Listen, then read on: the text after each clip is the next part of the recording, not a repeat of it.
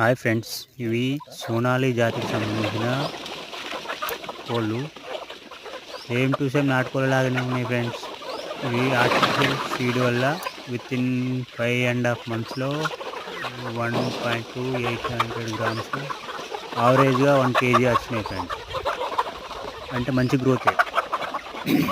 కాకపోతే natural feed వల్ల ఇంత గ్రోత్ వస్తాయా రావా అనేది డౌటు. ఇంకోటి ఏంటంటే వీటికి మార్కెట్ ఎలా ఉంది, కొంచెం తెలిసిన వాళ్ళు ఏమైనా సజెస్ట్ చేయగలరు? Thank you friends.